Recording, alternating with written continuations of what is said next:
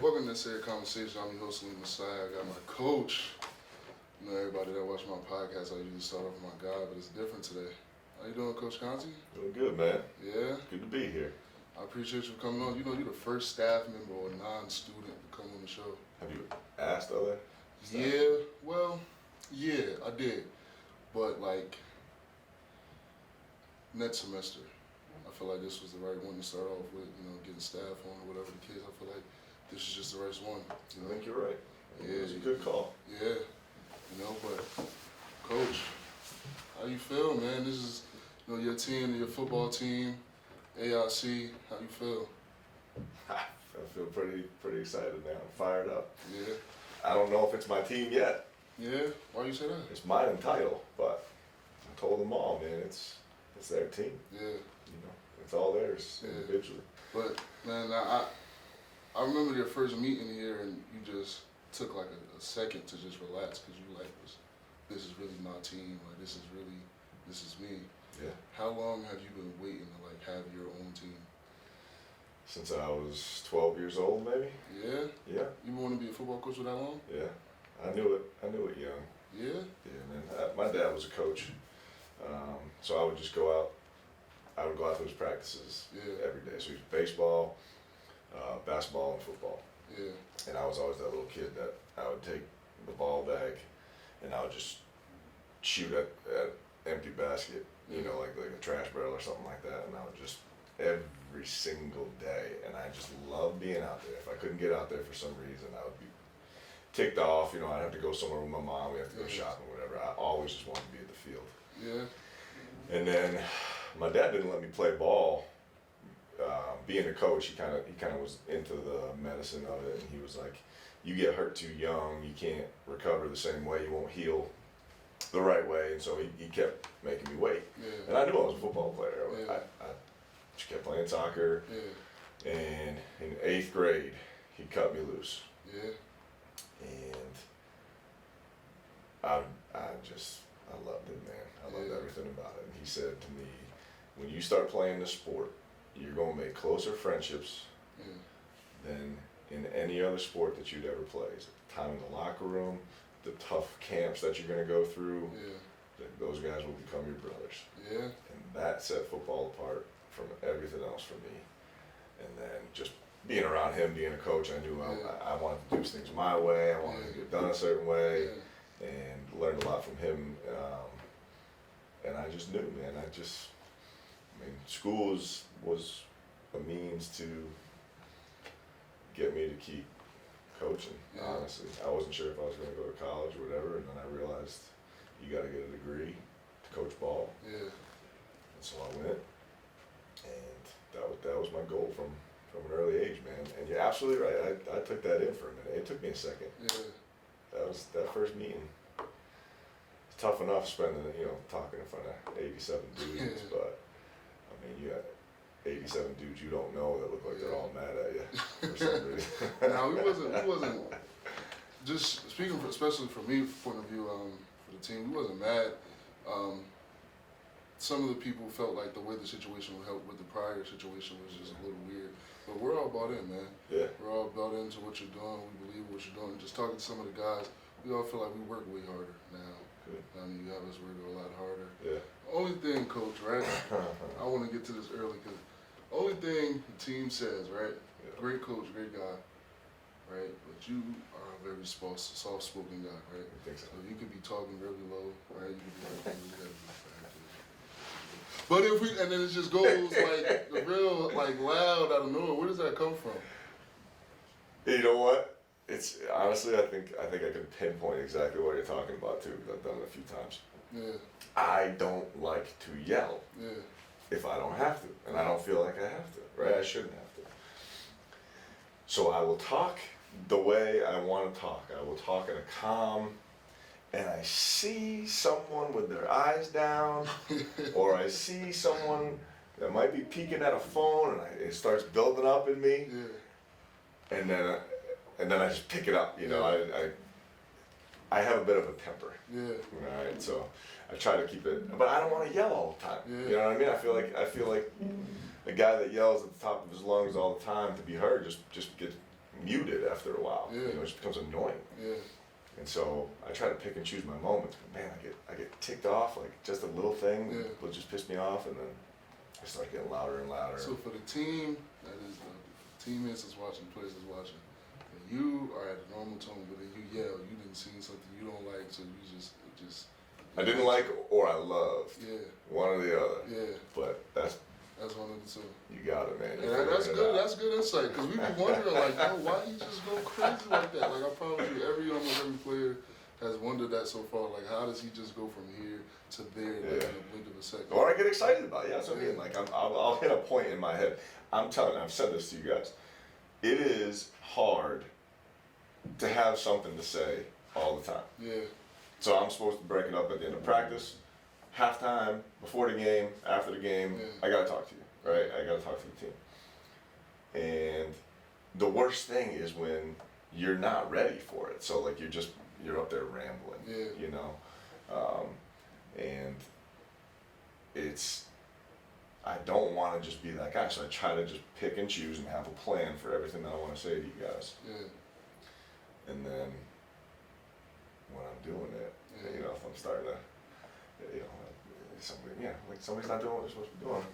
Just start like this, I see some eyes down, and we're gonna get after it. You know what I mean? You gotta pick it up a little bit. And then all of a sudden, then you guys wake up. Yeah. Then you guys wake up, and I'm like, all right. So it's an actual tactic to why you're doing that. Yeah, but it's an emotion. Yeah. You know what I mean? But yeah, it's hey, wake up. Hey, that's good. Hey, listen, I want to ask you, right? Why Springfield? I remember, like we said, the meeting when we first came, you asked everybody, like, how many people think I'm crazy for taking this job? Yeah. Not a lot of people raise their hands on the simple fact of, like, sorry, coach, we don't want the first time we tell them something, you're crazy. So not a lot of people raise their hands, but, like, what made you come back to Springfield? Like, Division II, like, you were at a Division I. Yeah. I'm not sure if you had other opportunities to go higher. Yeah. Division II, why Springfield?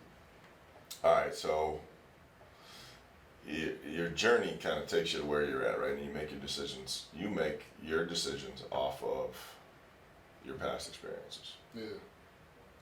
And everything you're thinking about in the future, it's a guess. So I'm gonna take my experiences in the past and how it got me here, and then I'm gonna move my vision forwards, hoping, you know, I don't know what the future holds. So it's year 19 in coaching, and I would have taken, and I did take just about any job to get to the highest level I could get to, right? Like, you know, I wanted to be Nick Saban.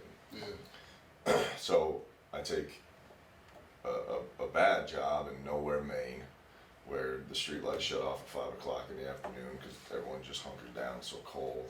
I lived there for 3 years. Took a GA shit, making no money, had to live back at home. Took a private high school job, emailing people, I had to make some money, right? But I'm just chasing it. I went back and did my GA because I knew if I had my master's it would help. Yeah. So taking all these little steps, but you know, you're not making any money, and then, you know, your hunger is still there, and I get a random phone call out of the blue in 2012, and it was from a man named Fred Goldsmith, who was twice the NCAA Coach of the Year. He took Duke to their last bowl game before Cutcliffe got there, and then took Rice to a bowl game. So he was like the national Coach of the Year twice. And he took this job to retire at Lenore Ryan University in North Carolina, who is now a Division II powerhouse. And he calls me out of the blue and he's like, hey man, I've heard you're a young go-getter. I want to run this style of offense here. Are you interested? I didn't give you the details. I was 27 years old at this point. I had a girlfriend and I had a dog, and I'm debating, like, this football thing ain't gonna work out. I'm just gonna coach and teach high school and just settle down, right? This guy offers me a job for like $25,000 a year. No food, housing, no nothing. Like, I gotta live off of that for a year. And I was like, nah, you know, I can't do it. And then I Googled the guy. I'm like, man, this guy's a stud. And I'm like, oof, this could be my chance to get back in it, right? And so I told my girlfriend. She was like, no. And we broke up. I rented a U-Haul and just took back off chasing the dream again. Yeah. So now I'm 27, 28. I'm at Lenore Ryan in Division II. I'm just coaching ball, but it's a different level. Like it was exciting. You know, down south, it's a little different. Yeah. A lot of big money donors. You know, just $100 handshakes every now and again. You know, it was kind of cool to be around all that. And then this dude was the head coach at Duke, and right, so just like kind of awestruck. And you know, we took that team to a national championship in 3 years, and then I decided to say, all right, well, where are we going now? Like, what's the next one? So then we ended up getting a Division I job. We go to the Citadel, and that was the next level, you know. And it's still not Alabama, but you're damn getting there, yeah. And we're doing good things there, and the hunger was still very much there to try and get us to the next place, right? And we won 2 conference championships back to back in our second and third year there. So, and we flipped it around. Yeah. And the head coach was offered the James Madison job, which was the premier FCS program in the country. Yeah. So we're all going to James Madison, and we're about to make money, you know, for the first time, and get gear and cars and all that stuff, and you know, rubbing shoulders and elbows with big time football guys. And he didn't take the offense, and it wasn't his fault. It was, you know, it was James Madison admin. They said, listen, you know, we have thousands and thousands of people a game. We want to see exciting football. Your offense is triple option. We're kind of old school. We run the ball. We're really good at it, but it wasn't exciting. And they're like, we sell tickets. You're not running that offense here. So he was like, all right, I'm out. So he took it, which I don't blame him. And he took the defensive side, but the offensive side stayed at the Citadel. And it kind of hurt, you know, it kind of struck with me like, I've given everything to get to this point with this offense. This might be as high as it's going to get for me, you know, because no one else at that level really wants to do it unless you were an academy, like so the Army, Navy, Air Force did it. But you start to realize, like, oof, like I might have to start reinventing myself again if I'm going to keep climbing. I didn't want to start over, so I ended up getting the offense coordinator job at the Citadel, which was that's a dream job, you know. Like when I was starting out, if you told me that was going to be my job one day, I wouldn't believe you. So I had this great accomplishment and achievement, and I kind of saw the road going. I'm either gonna have to walk away from this and bump down and become a running backs or wide receivers coach in another offense to keep climbing, or my next step is to be a head coach, you know, so I can continue to climb without totally reinventing myself. And so I hit that point, you know, like started having kids, you know, I got 2 kids and one on the way, and my wife was like, listen, you can check, she's cool as hell, man. She said, we might be getting fired. All right. She said, you got 2 more years to chase it. You want to keep chasing that dream, go ahead, and I got your back. But as soon as Louis, my son, goes into elementary school, we're done. So wherever you are, when we hit elementary school, that's where we're staying. She laid it out, and I was like, that's fair. She'd been a coach's wife, on her own, no family around, packing up, moving, whatever, long enough. So she got to dictate that to me. And so I said, okay. And sure enough, we got fired. Was talking to a couple folks about some other opportunities, but again, it was going down to open up some pathways to rise up again. And then out of the blue, I got a phone call about AIC, and I'm like, man, I had never even thought about it. And all of a sudden, like quickly, I just started getting the hair in the back of my neck raising up. Like, man, this could be something. Like it's home. I used to watch these dudes growing up. Kristen Hutchinson's the basketball coach. She's family. My nephew's the point guard on the basketball team. My sister's a guidance counselor at Springfield Central down the street. My other sister works at the end of State Street for the district attorney. Like this, my whole family's here, you know. And I'm like, you know, head coach, family. My wife's got a support system. I think this is something that we got to go after. Yeah. And that was it, man. I set my sights on it from there. Went after it hard. And none of it really hit me or came together until I was standing in front of the 87 dudes at that first team meeting. And I was like, everything in the last 18 years, whatever it is, 19 years, chasing, moving, promotions, demotions, hiring, firing, it's got me to this point. I'm 39 years old. I got 3 kids. I'm a head football coach of a Division II program. It all has led me right to this point right now. And that all, I felt it all at once, man. It was pretty cool. Wow, that's crazy. Yeah. For you, right? Like, I'm a big believer in, like, right, if I'm in a moment, I'm like, there's no way this moment isn't meant to be, right? For you, you talk about your wife saying, like, you only got 2 years to chase it, and when you get this opportunity, like, I got all the family down there, this is a perfect situation. Yeah. Was there ever a moment in you, like, this might not happen, or was it like, nah, this is too, like, good to be true, it has to happen? Yeah, I mean, the whole interview process took a few weeks. And they concluded interviews on a Friday. Yeah. And I knew they had concluded interviews on a Friday, and no one called me. Yeah. And I knew in my mind somehow that I didn't get it. Yeah. Yeah, I knew that I didn't get it in my mind, and I knew who the other guys were. Yeah. That I was going against, and I knew where I stacked up, and it just all mattered as to what was most important to the school, because each one of us brought something different. And I don't think I slept much that weekend, and then Monday I was breaking leaves because I was fired, so I was out of job. Yeah. I was breaking leaves at the house. It must have been like 10, 11 in the morning, and I got a phone call. And I did not expect it. Like, I had resigned myself to what's the next one, and I had other opportunities, but I really, really, really wanted this one. Yeah.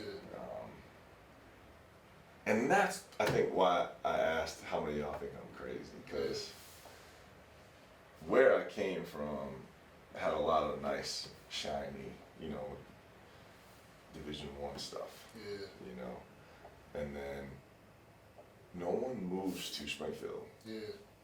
You move to Charleston, where I was, Yeah. you know, but you don't move to Springfield from Charleston, like. Yeah. And like, why? You know, why would you do this? And then you're going down to Division II. Why?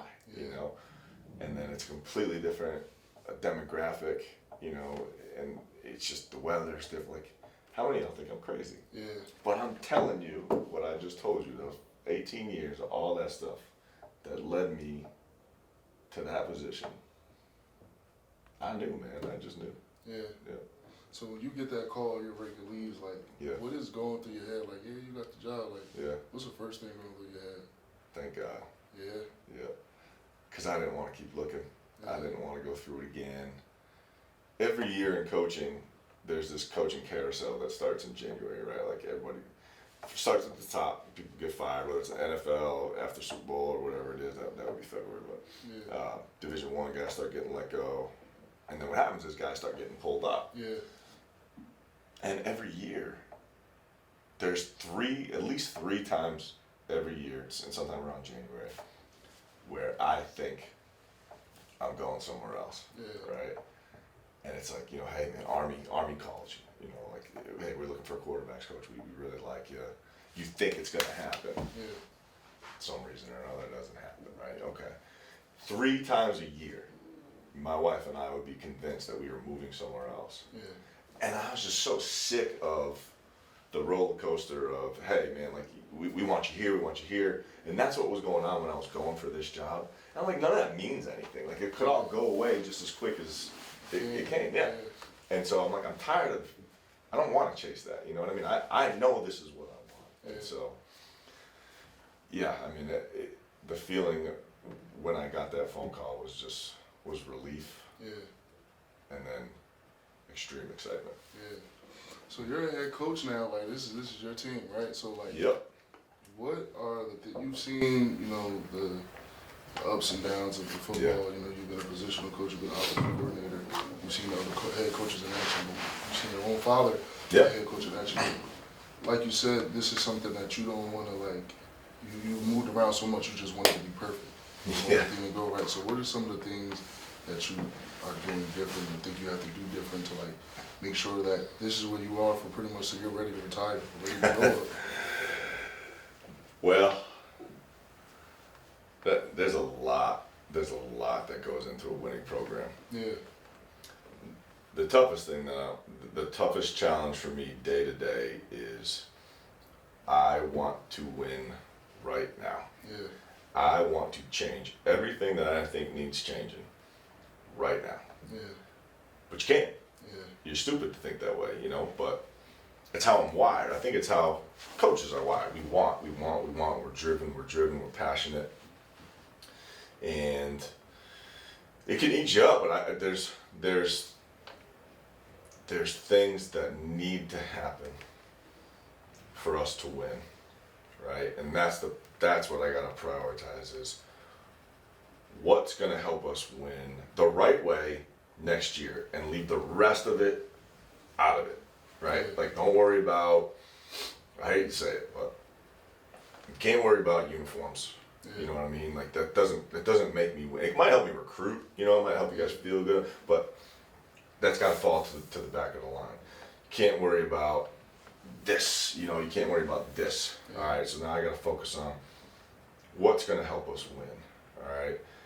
And what I think is gonna help us win is a disciplined, routine schedule that and an understanding of why we're doing what we're doing, and this is what it's going to result in. Right? So everything I do every day is built around. This is what you need to understand. We all need to understand is what it's going to take to win. This is what I'm doing for you, for us, to help us get there. And that is all the work, all day long. Finding the best schedule for guys, making things accessible to the guys, treatment, food, film, whatever equipment you need, right? I don't need more than what I need to win. Yeah. Like, I don't need a $10 million weight room. Yeah. We got weights. Yeah. That's it. That's all I need, right? That's all we need. Yeah. We got film. Cool. Is it DV Sport like the NFL uses? No, it's Huddle. It's still film, right? Yeah. We got it. I ain't gonna spend money on it, you know? We got the basis of what we need to win here. Yeah, we got it. We got equipment. We got a weight room. We got sports medicine. We got DC that you guys bitch about all the time, but it's pretty good. Yeah. Okay, what don't we have? All right, well, we got to fill the staff. Yeah. You know, we got to fill the staff, and then we got to fill probably a couple of key positions in recruiting. But then everybody needs to be on the same page. All right, it's in place. It's here. Don't go looking anywhere else. Don't go looking for things that you don't need. Get here at this time. Make sure you ate, drank plenty of water before you got there. Do your work. Get to practice. Do your work. Saturday is easy. Right? Saturday just come. I should have made the week so hard for you during the week that Saturday is easy. Yeah. You don't have to think. You just play. And so every day, in a roundabout way to answer your question, I try to stay focused on what I can control that will help us win now. Yeah. And it's all revolves around taking care of you guys, making sure you have what you need, right? That's half of my daily fight. And then the other half is making sure that you understand that is what's going to help you win. Yeah. And to do it. Yeah. I think that's my whole day. Yeah. And all the rest of the stuff outside banging on my door is there. You know, it's there. You gotta get uniforms ordered. You gotta get footballs ordered. You gotta get fundraising done. You gotta get a golf tournament going. You gotta get on the road and recruit. Yeah. You gotta have an official visit. Whatever. You know, the million things that go on when you're running a program. But that is the stuff that occupies my day, because I owe it to the guys that are here too. Yeah. Because it's a good group of dudes, you know. It's for the most part, I think that there's a good core here. We just got to shift. You just got to shift the mindset a little bit, because everything that we need is here. Yeah. We just got to look at it differently. For sure. That's my Talk about winning, right? And you talk about wanting to win now, right? But we got two opponents on our schedule that's like more than what we're used to. Yeah. Most schools, you know, you've been at Division Ones, FCSs, they go play FBS and they get a check. I'm not saying that's what we're doing, but we get a check. Yeah.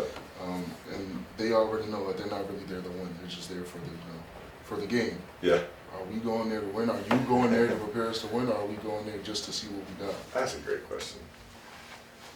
I'm always honest. Yeah. All right, at least I try to be. When I was at the Citadel, and I don't want to be that guy that always goes back to, hey, when I was here, but it's can at least portray a picture for you. Yeah. We beat South Carolina, Coastal Carolina, Georgia Tech, and then narrowly lost to Army. Should have won, we blew it. And then gave Alabama hell in 2019. And then I played Clemson 3 times, and we got smoked all 3 times. But went in with the same mentality every time, and it's the same way I'd go into every game as long as I'm alive. Why would you make the trip? It's the same thing I told you guys about winter workouts. Why would you get up at 6 a.m. and be here just to be here? Yeah. Why? What's the point? You're here. You might as well do something, right? Yeah. Why? I'm not going for a bus ride. You know, I'm not going just to show up, shake hands, get my ass kicked, get back on the bus and go home. Because I'm never going to be happy with losing. Yeah. So I'm never going to go into it. Now I know, do I understand that there's a challenge that's greater than another? Yeah, I understand you're not supposed to win those games. Yeah. But I've been a part of teams that have done it, you know, I've seen it happen. And if you know it, well, maybe I should tell the guys this. If you know that we're going there to play to win, you better know. Like that changes your approach to that game. Yeah. It's a problem that I don't have a lock on the guy's mindset right now. That's why I say it's not all totally my team yet, because I know what I want, but I don't. There might be some guys saying, we're just gonna go on a road trip. No, we're not. You're going on a trip of an opportunity. Why would you go if you're not going to win? No, what's the point? Yeah. For money? I mean, money's nice, but I got what I need here. Yeah. I don't need the money.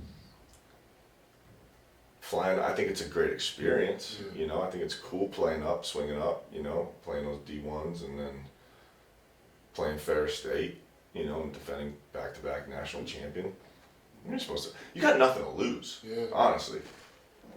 They're almost more fun to me. Yeah. But I'm not going anywhere to just play the game.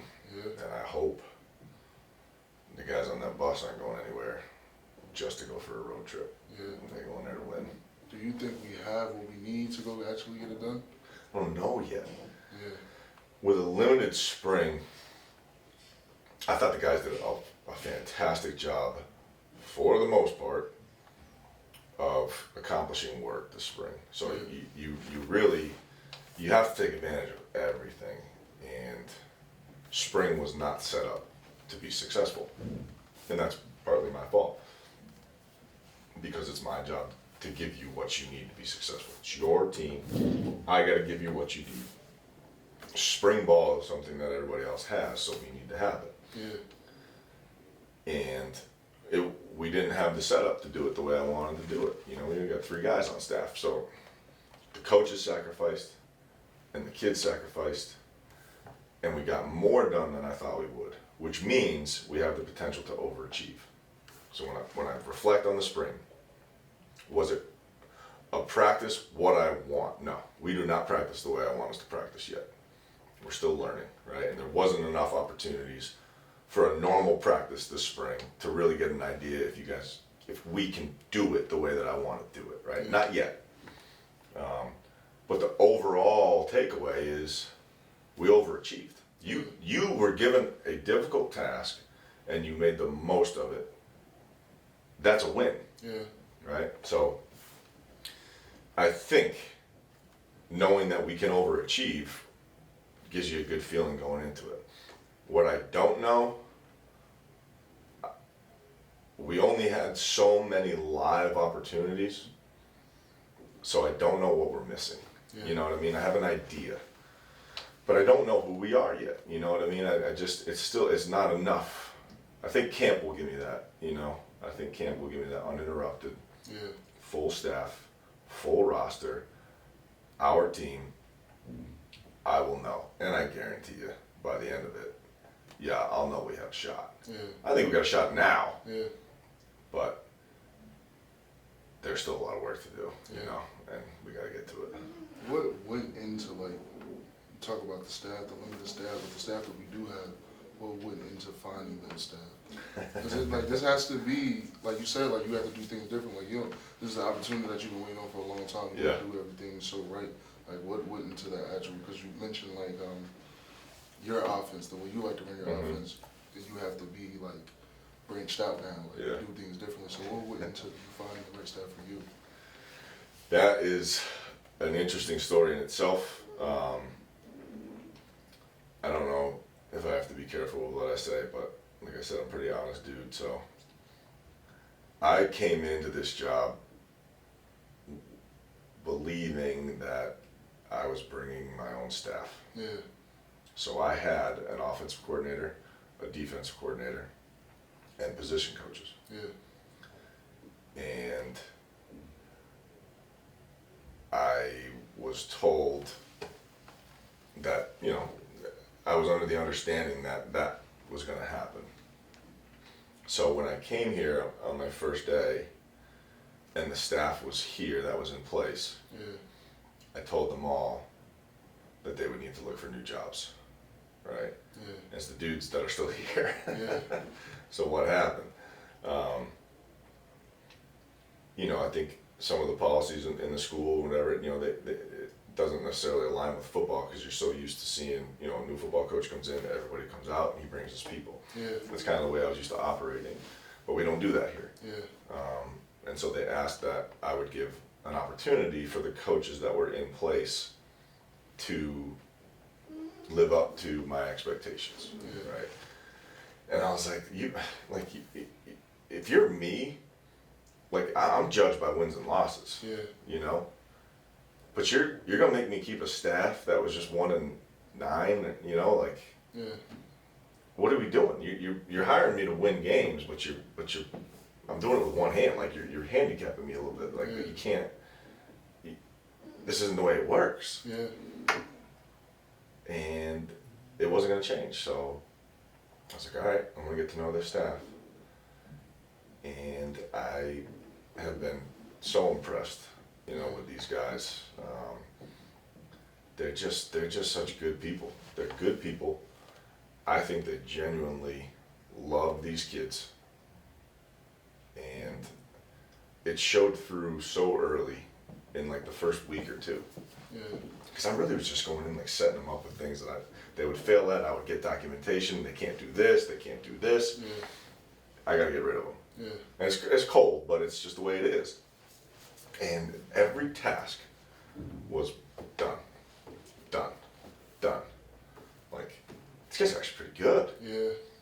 And we still joke now, like, this might be the only staff that went 1-9, and they all got full-time jobs. You know? Like, I went in there, they still make fun of me because I went in there and I was like, look, you guys need to start looking for other jobs. Yeah. And here they are, 3 months later, sitting at that table every morning when we staff meet. So it didn't quite go the way that I pictured it, but a lot of it's just rolling with punches and trying to make the best of it. And a lot of sleepless nights because I'm stressing out about, all right, I fully took the job thinking I was going to be the head coach and offensive coordinator. Yeah. I had done it for a long time. I've called plays at Division I level. I know I can have full control of the offense, right? Yeah. And then all of a sudden, all this other stuff starts coming around when you're a head coach. and you don't get to do as much film as you want to do. And like that's all I did. I would just go in an office, and my 6 other assistants, and we would just watch film. Yeah. And all we did was football. And the head coach was never in there. You know, he was, but not like he wanted to be. You know, he was an offense coordinator at one point, then became a head coach, and then other things take your time. And that's exactly what started happening here. And I'll be like, hey, I got to dip out. I got to go meet with these kids. I got to go do this. I got to go do this. And all of a sudden I realized, I don't know that I'm going to be able to do this the way that I want to do this. And so in comes Dan Chipka, who, whether you know him or not, doesn't matter. Like I know about football. That dude is a football coach. Yeah. And for sure. For sure. Like he's relentless, man. Like he just doesn't stop. Like this is what he was meant to do. Yeah. And he's not that much younger than me, but it reminded me a little bit of myself, you know, years back. And I was like, you know what? I'm going to make a head coaching decision, and I'm going to give him the keys. And I brought him back from California. He was a part-time guy. But he was we're crazy, man. Football coaches are nuts. This dude took a part-time job from California at 30-something years old, you know, like, you're nuts. Yeah. Like, you need to find another job. Like, go work at, I don't know, go work at Trader Joe's, whatever, man. Like, earn a salary and take care of your family.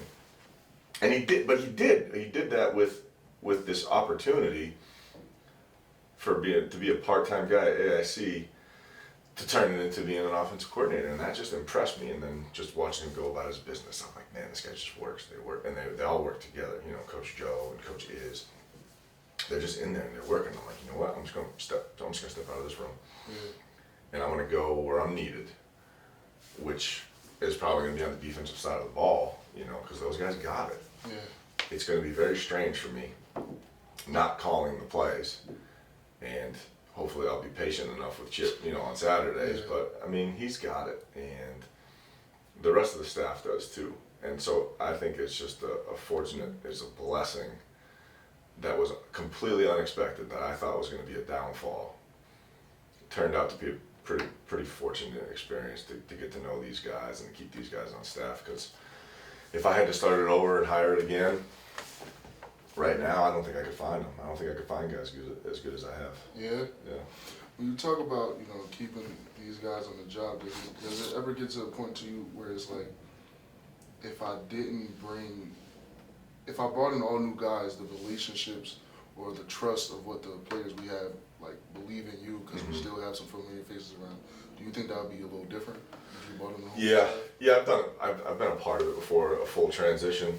I've been the new guy in a fully new staff, and there is a lot of pushback because they don't know you, you know, and it's their team. They're the ones that have been here. That's what I tell our guys. This is your program, and so you have to go in to these meetings at your new job and just lay it out cold, like no relationship. You will do what I'm going to ask you to do, or you won't be here, you know, is the only ammo that you have to try and motivate, you know, because they don't know you, they don't trust you. And I didn't like it, but you had to do it. It was the only way to get to do it. And we were coming from a Division II to a Division I, total new staff. And the guy didn't get fired. They're actually decent. He took a job at Wake Forest. And so when they hired the new head coach, he got rid of that whole staff, which is what you do. Yeah. And he brought us in, and none of them believed, because everybody gets stuck on the D1, D2, D3. You know, there's better high school coaches out there than these SEC coaches. You know, it's just your circumstances. And these guys, you know, you don't know what you're doing. With the trainers, the equipment room, it was everybody against this new coaching staff. Yeah. And it only, you know, can only win them back with time and work, you know, until they finally trust you. And it took a while. No one believed. They would constantly be like, these D2 coaches don't know what they're doing. They're working us too hard, or they're small ball. They're not D1, you know. And it took probably about a year to overcome that. So I do think it was good to have the transition of, you didn't start new with everybody. You know, now there's certain expectations that I put on the staff now that are new to them. I want them to be the head coach of their position. Like, yeah. I don't want guys reaching out to me with every problem. Your position coach is fully capable of handling that. Yeah. And you are responsible for your guys. Where is such and such? That's your responsibility now.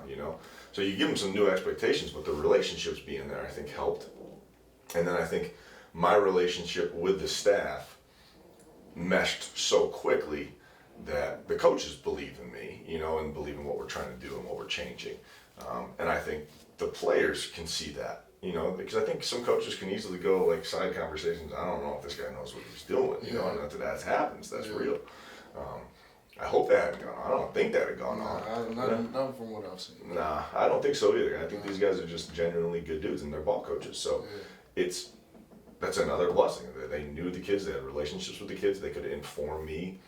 Even though I said clean slate, I still asked about everybody. And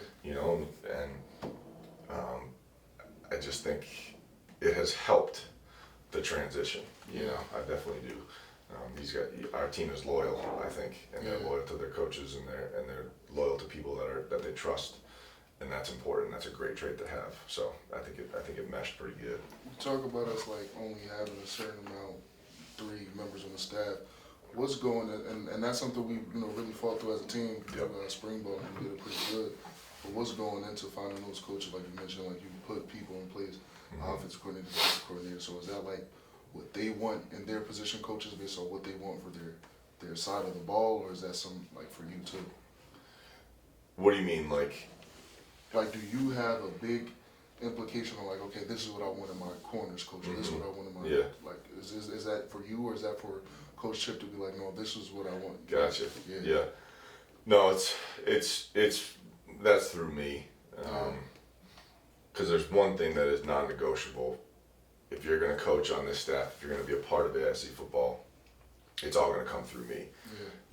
And I will let Coach Chip coach them the way he wants things coached, but the base characteristics have to be there. And what I'm looking for is, I need a ball coach. I need somebody that's not in halfway. It's long hours, it's 7 days a week, it's nonstop. We're always recruiting.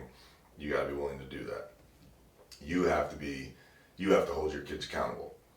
I do not want to have to deal with things that I shouldn't have to deal with. I want to focus on getting better, right? But if I'm distracted by this, that, and the other thing going on outside of football, you're taking away from our time. And so every coach needs to be a professional. He needs to be the head coach of his position. He needs to be okay to stand up in front of a room and talk to young men respectfully. That's another thing I told the coaches. We are not going to berate and belittle. We're not here to pick at, we're here to now coaching is inherently negative, right? We always have feedback for what you did wrong, and sometimes what you did right, but you got to be able to do that. You got to be able to encourage and build, and so that's my responsibility. And then once I know that a guy has those traits, then I can kick him the chip and kick him to the defense coordinator and say, do what you got to do, because they have these main things, But I'm looking for ball coaches, man. That's what we need. In your 3-4 months you've been here, right?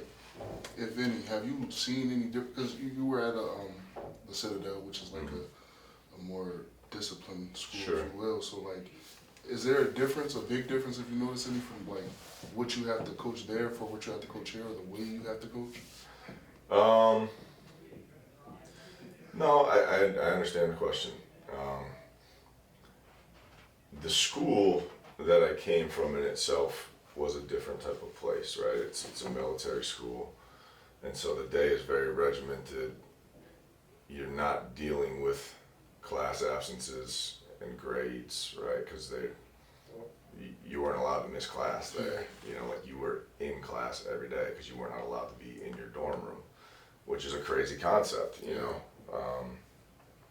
and so you weren't coaching any of that stuff. You really weren't worried about academics that much, which is different here. But it's not just here; it's different in any non-military school. It took me back to LR, where we were class checking kids and getting guys help and stuff like that. So it's a normal school that way again. So that's different for me. But when you get on the field, the dudes that played ball for us there aren't much different than the dudes that play for us here or anywhere else that I've coached. It's football is football. Yeah. And there's a lot of the same personalities on that field at the Citadel that there are here at AIC, you know. But again, it's circumstances, you know. It's just how you ended up where you are. So I think there's more similarities than differences on this field. You know, I think you had dudes coming from nowhere just trying to play D1 ball, you know, trying to change their life and their family and their future, you know, and that was probably 75% of the team. 25% of them, their dad went there, and so they went there, and they're just, you know, they're there because their dad made them. But most of them were just hungry to get out and change their life and graduate and get a degree, but playing high-level football. You know, and it's the same here. You know, it's the same drive. It's the same reasons. Everybody wants to win football games. Everybody wants to be competitive. Everybody wants to celebrate on Saturdays. So there's more similarities than differences. Than you would expect, I suppose. I did get a lot of that, especially in the interview process. You'd be like, you know, Citadel's so different. Was not that there. Like, look at the team picture. That's what I did. I didn't teach class there. I coached football. That football was the same as this football, you know. So it was not that different. Yeah. So for you, right, like when you're recruiting, not so much for when you're recruiting, but just for a team in general, like you're winning games. That's what you want to do. That's your job. Right? Your job description is to win games. But it happens on any football team in any NFL. It's some people that just not want to play. Mm-hmm. So what's some of the other like things you feel like you have to do for the team? Like, are you trying to make them into a better man, a better person for society? Like, what's something when you talk to a kid in front of their parents, like, yeah, I'm gonna get you to win, but I also are trying to build you to a better man. Yeah. What is that for you? That's a good question. The number one thing for me moving forward, so I started with this recruiting class and will forever, is my goal is probably not the same as yours. Your goal is you want to win football games, right? You want to play. I am motivated to graduate you. Like I have never been of the mindset, and I've worked with and for a lot of people that were about the business, right? And it was not about the kid. And it just never was that way. And I've been called soft that way, or you have a D3 mentality. You need to be able to cut a kid with no remorse. You can't get personal, you know. But that's not me, you know. That's never the way I'll go about my business. So when I'm having that conversation, I tell them the same thing. Get a couple things out of the way real quick. You are coming here to graduate, not to play football. My goal is to graduate you. I don't care what you do. If you play in the NFL afterwards, awesome. I'll be your biggest cheerleader. I'll do whatever I can to get you there. But if you're not doing what you're supposed to do in the classroom, then we don't have a lot in common. Yeah. You're here. You're going to go to class, and I'm not putting up with things off the field, right? So, and everybody, current and coming in, needs to understand that AIC football might as well be your last name, man. Everybody knows you. You're a football player once, so you get notoriety. It's just the way society is, man. People love football players. So AIC football might as well be on the back of your jacket or jersey, because everybody knows you as an AIC football player.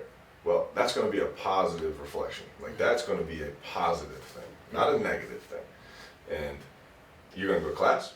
You're going to do what you're supposed to be doing. You're not going to draw attention away from us finding out how to win and lose games because you're not doing what you're supposed to be doing when you're supposed to be doing. Mm-hmm. If you can do what you're supposed to do, work towards graduating, get to lift, get to practice on time, do what you're supposed to do, the simple things, the rest of it falls into place. And that's my expectation, and that's what I talk to parents and kids about. And that way, and this has happened, I call mom and dad. You were in there, you had the conversation with me. I had it with you. Are there any questions? No. Good. We're on the same page. He ain't doing it. Yeah. He ain't going to class. Yeah. And I'll take football away. Yeah. You're going to go to class because you're going to graduate. Football will end. And for most people, it ends a lot sooner than you want it to. For everybody, it ends a lot sooner than you want it to. Yeah.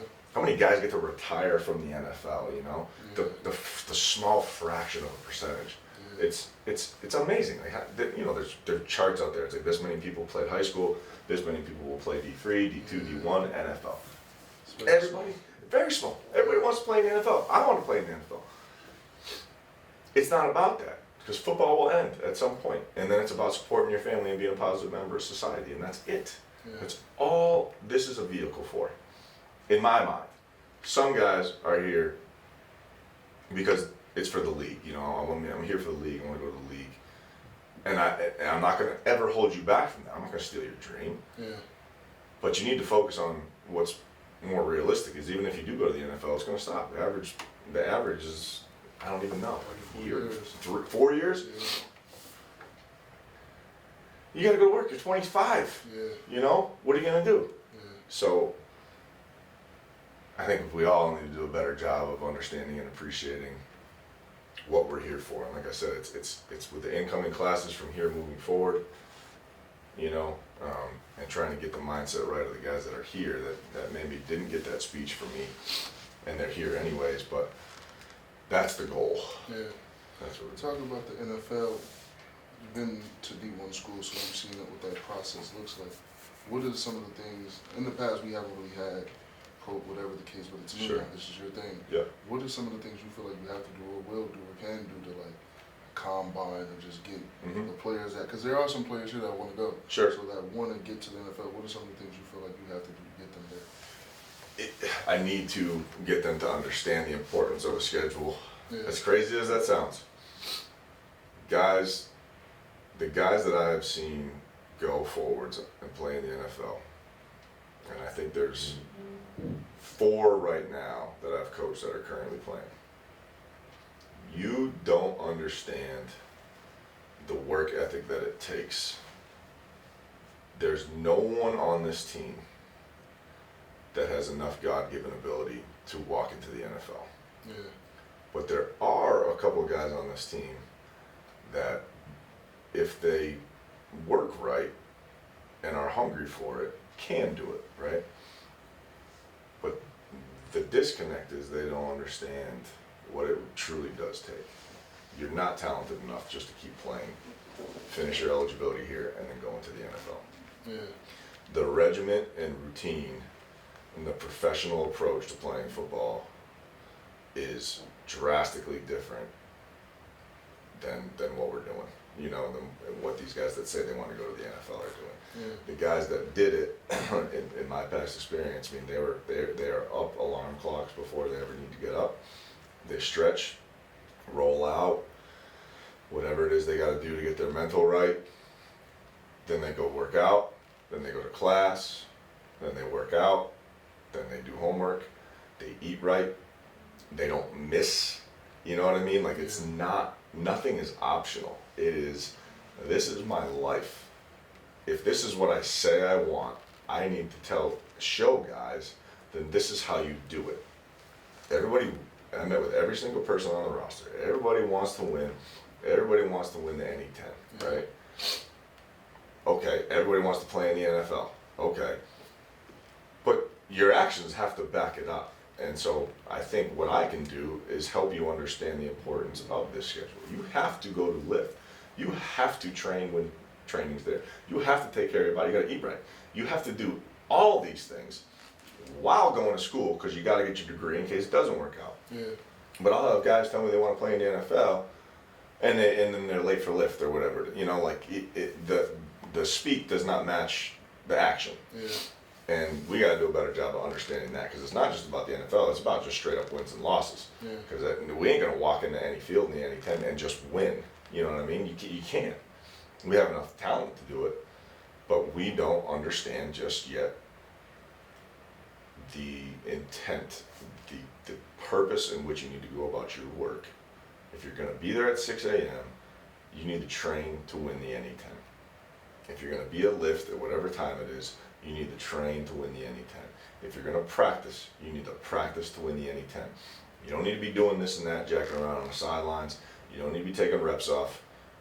You need to do your job that day, every opportunity that you get. And that's probably the biggest mindset that we need to continue to wrap our brains around, is we come to work, it's for a goal, and it's to win. You mentioned like you haven't had the opportunity in spring ball to see exactly what you have. But from what you have seen, do you feel like you have any leaders on the team? Yeah. Yep. There's a couple different kinds. There's the speaking leaders, the guys that can talk. Yeah. There's the action leaders, the guys that just do. Yeah. You know. And then there's just these crazy charismatic guys that people will follow. Yeah. I think right now that we have a lot of great personalities, right? These guys, and I've had conversations with them, like, you have the ability to get people to fall in line with you, but what are you working towards? Like, you could probably get 7 guys to miss practice today, you know? Or you can get 7 guys to have the best practice they ever had. It's just, what are you choosing to do with it, you know? I think a lot of guys that could potentially be leaders, they feel beaten down maybe a little bit, you know, like I've seen it here, right? You speak up to somebody to tell them to do it right, and no one wants to hear it. Yeah. I've never seen so much pushback from somebody telling you, hey, you got to do that rep better, or whatever it is. That's making you better. But for some reason, it's taken as an offense, Yeah. or a slight, you know, or disrespect. Yeah. You gotta get over yourself. You know what I mean? And if you're gonna speak up, you better be doing the right thing too. Yeah. You know, and I think you got some guys that'll speak up that, hey man, you missed lift. Yeah, shut up. You know what I mean? Yeah, you're right. Yeah. You know, but the potential is there. And that's what I say, it's not totally mine just yet, but as we start to understand the expectation, there are guys that are gonna fall in line with that expectation, right? Yeah. And those guys become your leaders.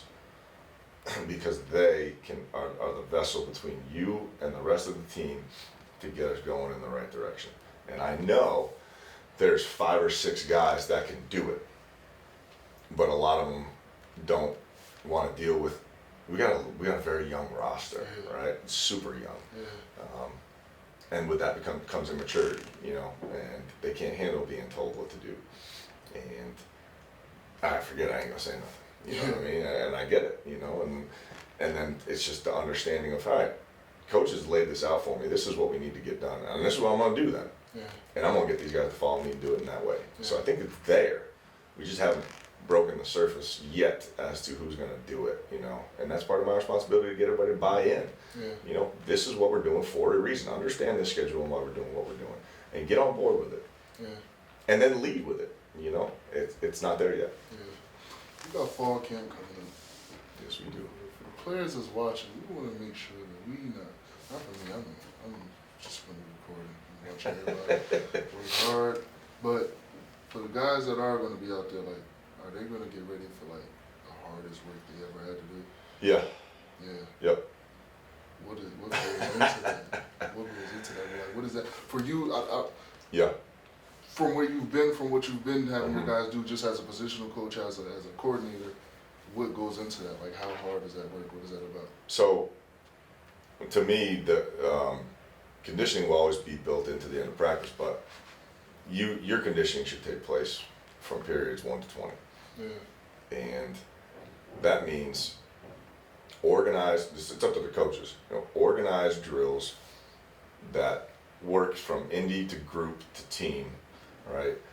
As many reps as possible to lead us to as many team reps as possible, in as many live situations as possible, all right? But the indie has got to be intense. It's not just going through motions. It's not just backpedaling. It's not just form tackling. It is high intensity pursuit and proper technique tackling, and get up and do it again. And it's reps. It's reps. It's reps. And then you go to your group work. So wide receivers and quarterbacks. Reps. Reps. Reps. Team. Move the ball. You know, we're not just standing in one place. And there's not, as best we can, there's not going to be 30 guys standing on the sidelines. Yeah. We got to get a different group going. We got to get 2 groups going. You know, we got to use all the space that we have. But I think maximizing reps, instead of 11 guys running 10 plays, taking a break for 20 plays and then coming back and running 10 more plays, Yeah. you know, I think the reps need to go up. And I think the natural way that I want to practice when we have the whole staff here is going to be much more geared towards a high level intensity indie and continuing to crank it up until we get into team. But it's 20 periods of moving, like we're moving. Yeah. And then if we didn't get enough out of it, we condition, you know. And I think I experienced one camp when I played and one camp as a coach, where it was, I could say that was the hardest camp I've ever done as a player, and I could say that was the hardest camp I've ever done as a coach. Yeah. And the results were positive.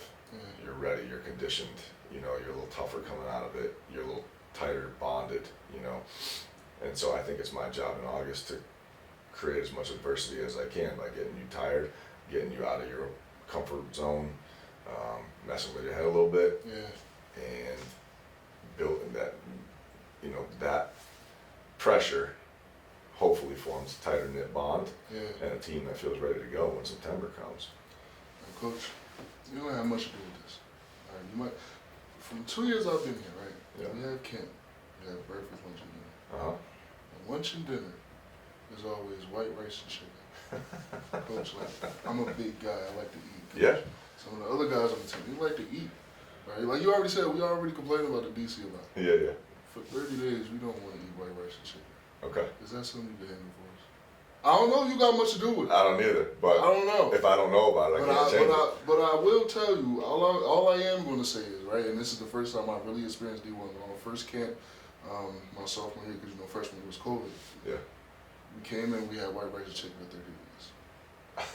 The day the hockey team came, the hockey team is the only D1 team. Mm-hmm. The day the hockey team came, the sandwich bar was open. Oh. And it was the most disgusting thing I've ever seen. You just had white rice and chicken and the D1 team.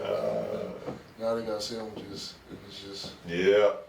Coach, if you can handle, I don't ask for much, right? Yep, but if you you don't. can handle that for me, Okay. man. All right. I gotta eat Now that listen, too. I understand. The white rice and chicken, that's protein, you know, for what we're doing, all that stuff. Yeah. But Gotta mix it up. we could get a little something, some burgers, something different, some pizza maybe. I think that's fair.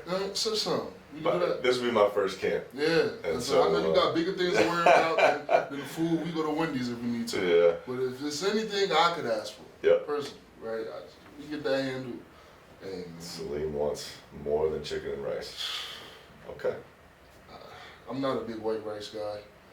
I need like some sauce, I'm not some either. duck sauce, or Yeah. something like that. What we throw white rice away. It comes with every Chinese food Yeah. meal that I get, and it goes right in the trash. Unless I get like General Tso's with chicken, but even Yeah. then, like it's okay. I know. I feel you, man. If we get that done, Coach. Okay. Well, listen. For you, right? I'm gonna get you out of here. What is like not the end goal, because it really is no end goal. You always want to win, but what is like the pinnacle for you? You mentioned like you want to be like a Nick Saban, but what is the pinnacle for you? Like, you feel like you made it now, like you finally got your own football team. It's where you know most of your family is, but what is the pinnacle for you to be like, okay, what I once wanted since I was 12 years old, I'm finally here. It's gonna seem corny. I swear to God, it's graduation. Yeah. I just want to see you guys graduate. That is my Super Bowl. Is graduation day. I cannot tell you. It gives me goosebumps thinking about you guys walking across the stage. Is all I care about. It'll be nice to hoist the trophy, to make it to the NCAA playoffs, and I will feel like on the field I've accomplished something. But it fades, and you have to start it all over again the very next day, right? Yeah. Graduation lasts forever. That's the goal. So every year. Every year, man. That day, standing on that stage, giving hugs to the guys that made it through is it for me. Yeah. Now, Coach, I said I only got one thing to ask, but I got something else. Right. So I had Jared, Jared Yeah. went to high school with him, played with him. Aaron, high school with him. Sean, high school with him. And they all decided to win a ring the year after I graduated. Very selfish. Happens. And I made a deal with him. Yep. I made a deal with Brandon too, but his is a little different. But I made a deal with him. I said, listen, I want a ring to show my kids. Mm-hmm. The last name on the ring is a little different. I could change it, no biggie. But if you guys don't win me a ring, because I put it on them when we all committed here. I said, look, y'all got to win me a ring. Y'all decided to win one year after I graduated high school. So y'all got to win me a ring. I said, if y'all don't win me a ring, can I get the one from high school? They say yeah. Might be lying, but I know where they live, so I get it. Coach, I told you when we met, like, you know what I mean? When I'm on TV, whatever, and it says, like, RG3, Baylor, Big 12 champion, I just wanted to say NET champion. I don't get a ring. I get one of yours. Yes. Sure. You're going to get a ring. I'll get a ring. You're going to get a ring. That's all I want to do. You're going to get a ring. Now, I said Brandon's a little different. He I don't know if you know, but he loves shoes. He's a shoe head. So I asked him if I could. I know that's big to him because he didn't get a ring yet. So I said, can I get one of your shoes? He immediately denied me. But he said I could get an essentials hoodie. You know? Okay. So he negotiated. I tried to get to the sweatsuit, but he kept me at the hoodie. Okay. Cool. I'll take the hoodie. Take the hoodie. Well, shoot, what could I got away with? I get you a meal. I don't know, Coach. I need that ring. I just We'll want get you some ice. That's all I want. That's all I want, man. And just, cause my dad got 3 in high school. Yep. Same high school I went to. He never misses the fact to tell me I have 3, you have none. Oh, So if I could get 1 in college, that beats his 3, right? I agree. I just need 1. I just need 1. And 1 for myself. I just want to see some ice on my finger. You know what I mean? My hand be warm sometimes. Well, there's your motivation right there. That's your goal. That's your daily motivation. Yeah. You can coach them up. Try to do my best, man. I know you do will. what I can do. Yeah. Coach. You make us better, man. I appreciate you. You're gonna make us better. You're gonna make us a lot better. We're happy to have you here. We're happy to, have a coach that believes in our abilities, believes in what we can do, and is all bought into the future. We're very excited to see what we can do as a team, what you can do as a coach. I will tell you though, right? A lot of players, like I said earlier, a lot of players love you, love the work that we put in. They all say one thing. They all say like, I love him, but I just want to see like how he acts under pressure, like on game days, like who he is. For you, right? And this is the last question we get you out of here. What is that for you? Like, who are you on game day? Are you a different? Like, are we going to see a different Coach Conte on the sideline? You'll see it different. You will see what I hope to be a calmer version. On game day, my work is done. Yeah. All right. Like my job is to prepare you from Sunday through Friday to do whatever you need to do on Saturday. Yeah. And it's the same thing I told the team the other day. I was hard on my quarterbacks. And on Saturday, I didn't talk to them. Yeah. We'd have our walkthrough meeting. I would have breakfast with them. We chop it up a little bit, loose, focused but loose. And I kind of pride myself on how I handle game day because you can react to the highs and lows and the emotion of a game. Yeah. I've always been pretty steady, highs, lows, positive. We're gonna find a way to get this thing. We're gonna get it in the box here. We're gonna find a way to get a stop. We're gonna get a turnover here, whatever it is. When I wasn't the play caller, I was calming the play caller down. I was talking to the kids on the sideline. I think my role is as a facilitator of just calm, because one thing that I've seen, and one thing that we're gonna go through, is highs and lows. Doesn't matter where you are, right? The emotion, we have an emotional team. The emotion can control you and can control your body and control your mind, control your reaction, to where we need to not get too high, too low. We need to ride it out right in the middle. And on Saturdays, it is my job to portray that calm, steady hand. We are fine. Yeah. Now, you get a 15-yarder, you'll probably see a little bit of me. All right? Yeah. You're going to catch a little bit of that. You do some bonehead mistake, you're going to hear about it. All right? But I'll pick you back up. Saturdays are your days. Yeah. So I don't think you'll see anything different about me. That's good to hear, Coach. That's all. Most of everybody said. Most of everybody I talked to. Coach, I appreciate you coming on my podcast and having conversations. like I said, we're gonna win. We're gonna get it done. You right, we are. Coach, appreciate you, man. Appreciate you. Thank you for watching this necessary conversation. I'm Saleem, and we are